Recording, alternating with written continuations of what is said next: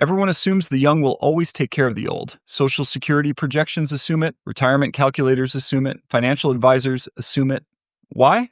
Because it's always been true. Throughout history, younger generations funded elder retirements without question, not just because the system required it, but out of moral obligation. You took care of your parents because it was the right thing to do. But in 2025, that moral obligation is no longer a sure thing. Because for the first time in history, the young might break the generational contract. Here's what boomers don't understand. They grew up with promises: work hard, buy a home, build a career, retire comfortably. And for enough boomers, those promises came true. But Gen Z doesn't get those same promises. In fact, Gen Z doesn't get any promises.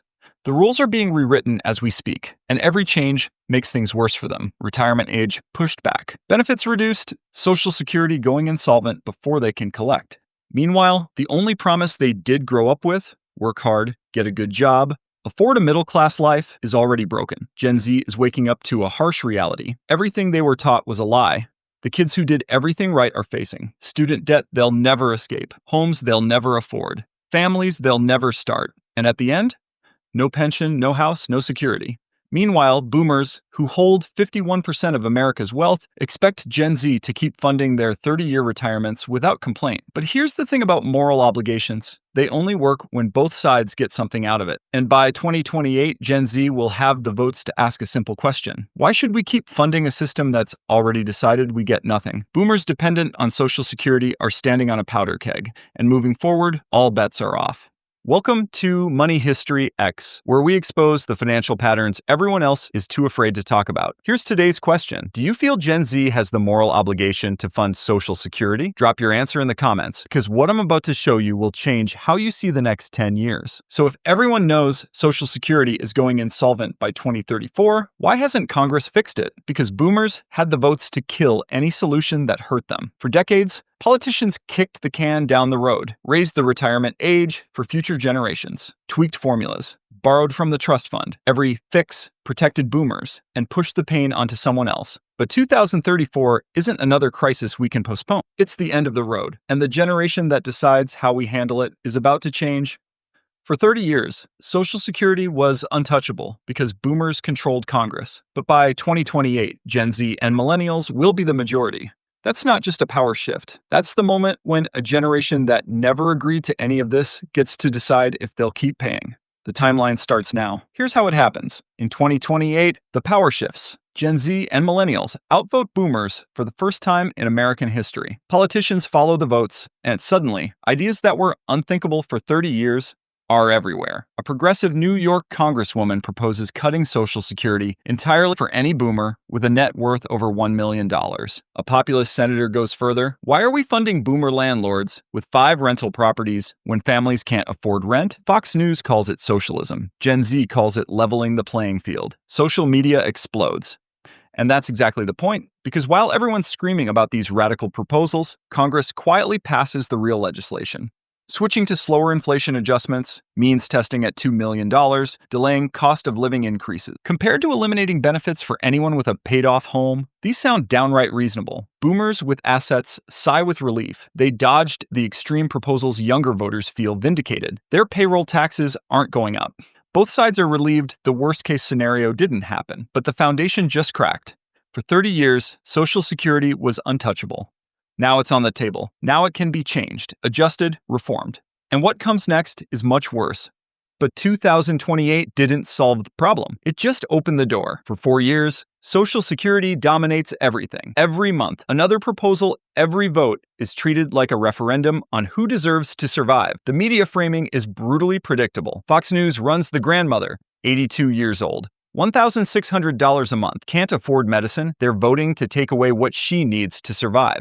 MSNBC runs the Gen Z worker, $60,000 salary, $400 to Social Security every month, can't afford rent. Why should she fund boomers with vacation homes? Both stories are true, both designed to enrage. Social media explodes. TikTok videos calculating who takes versus who pays. Go viral, boomer Facebook groups organize protests outside Congress. This is generational warfare. By 2032, the proposals get more aggressive. Politicians who were moderate in 2028 are now competing to show who can stand up for working families. A viral TikTok showing a boomer with 3 rental properties collecting full Social Security gets 50 million views.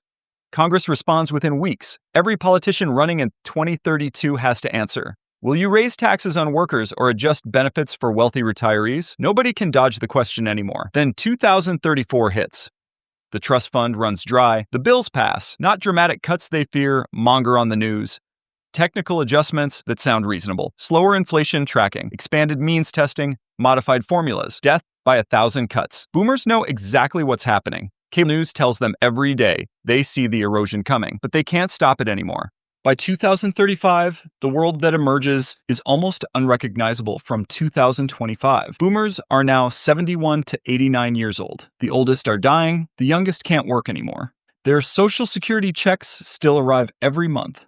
Same amount, $2,500, $2,450, whatever they started with in the early 2000s. The number never goes up, but everything else does. Even in the best case scenario, where the Fed hits its 2% inflation target every single year, costs compound relentlessly.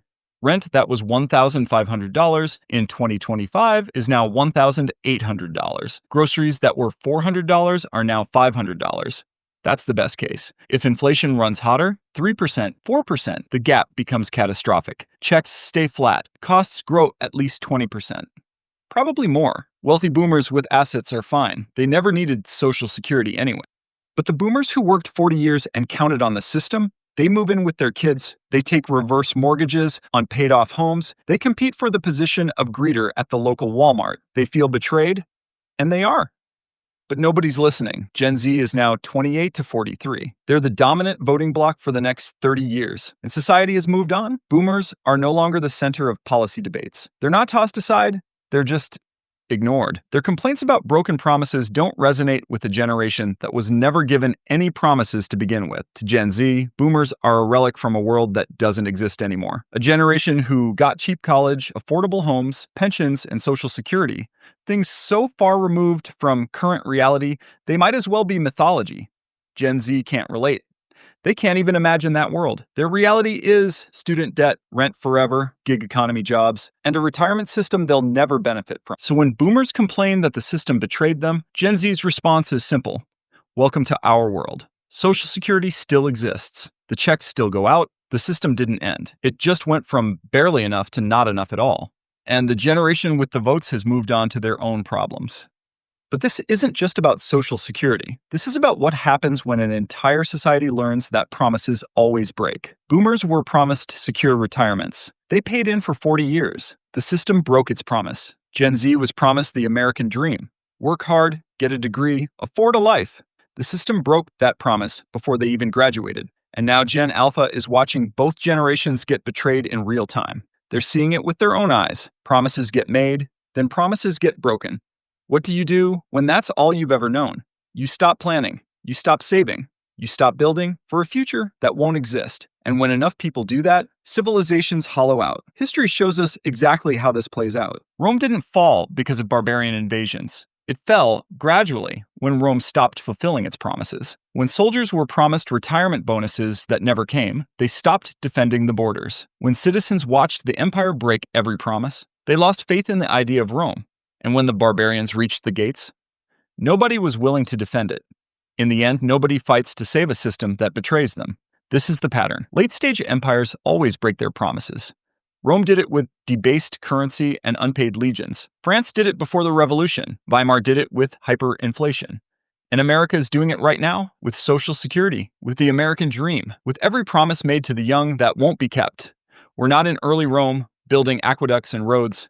We're in late Rome, breaking promises and wondering why nobody wants to defend the system anymore. The pattern doesn't change. Empires promise, empires break promises, people stop caring, and then it's just a matter of time. Birth rates are falling, savings rates are collapsing. Nobody's buying homes, nobody's having kids, nobody's investing in a future they don't believe exists. This is what civilizational decline looks like.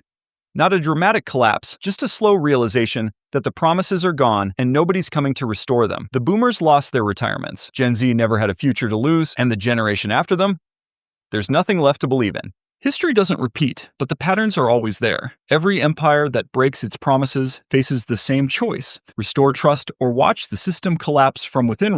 Rome chose collapse. France chose revolution. Weimar chose hyperinflation. America is choosing right now. By 2028, the votes that determine boomer retirements will be cast. The new reality will be locked in. And by then, it won't matter what anyone wishes had happened differently. The timeline is set, the demographics are locked, the pattern is clear. If this changed how you see the next decade, hit subscribe.